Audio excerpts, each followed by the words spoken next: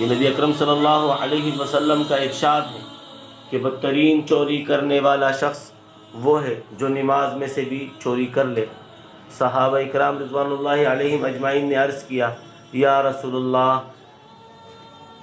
نماز میں سے کس طرح چوری کرے گا؟ ارشاد فرمایا کہ اس کا رکوع اور سجدہ اچھی طرح نہ ہو۔ تو بھائیو، دوستو، بزرگوں، ہم بھی کوشش کریں کہ 5 وقتہ نماز تکبیر اولیٰ کے ساتھ باجماعت ادا کیے جائے۔ یہ شیطان کا ایک بہت بڑا دھوکہ ہے کہ ہم بولتے ہیں کہ بھئی ہم سلسلے میں جڑ گئے ہیں، ہم سلسلے کا کام کر رہے ہیں اور ہم ذکر کرتے ہیں، ہم ذکر کی محفلیں میں جا کے بیٹھتے ہیں، لیکن شیطان کی ایک نورانی چال یہ ہے کہ آپ کی نمازوں میں سستیاں کر دی جائیں گی، یہاں تک کہ آپ گھروں میں نماز پڑھو گے، یہاں تک کہ آپ لیٹ ہو جاؤ گے۔ کیا ہو جاؤ گے؟ یعنی ابھی ٹائم ہو گیا اور اس کے بعد آپ بولو گے ابھی تو ٹائم ہے، ابھی تو ٹائم ہے، یہاں تک کہ قضاء کا وقت آئے اور تم نماز پڑھنا شروع کر دو۔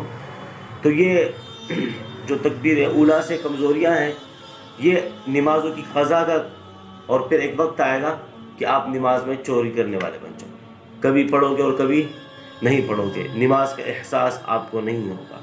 تو سارے ساتھی کوشش کریں گے نا انشاءاللہ، جماعت کے ساتھ نماز پڑھنے کی کوشش کریں۔ جو شخص اس چیزوں میں کمزوری کرتا ہے وہ سارا دن فیوز نور چاٹ لے، سارا دن فیوز نور چاٹ لے، کوئی فائدہ نہیں ہے۔ رسول اللہ صلی اللہ علیہ وسلم نے فرمایا یہ میری آنکھوں کی ٹھنڈک ہے۔ رسول اللہ صلی اللہ علیہ وسلم نے فرمایا کہ یہ جنت کا کیا ہے؟ چابی ہے، کنجی۔ تو میرے بھائیوں، اس میں سستی نہ کریں، اس میں سستی نہ کریں، اور اس میں وعدے بھی بہت سارے ہیں، فضائل بھی ہیں اس کے، لیکن وعدے بھی ہیں، لہٰذا اس میں سستی نہ کی جائے۔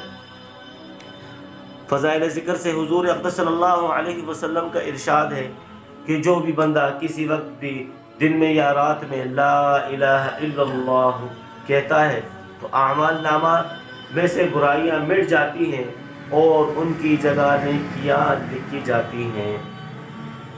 حضور اقدس صلی اللہ علیہ وسلم کا ارشاد ہے کہ جو بھی بندہ کسی وقت بھی دن میں یا رات میں لا الہ الا اللہ کہتا ہے تو اعمال نامہ میں سے برائیاں مٹ جاتی ہیں اور ان کی جگہ نیکیاں لکھ لی جاتی ہیں۔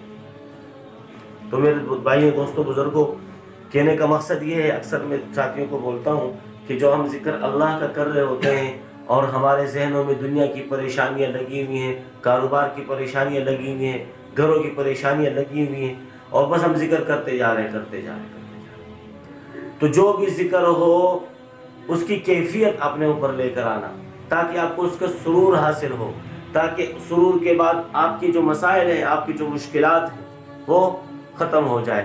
تو سارے ساتھی توجہ کے ساتھ کیا کریں؟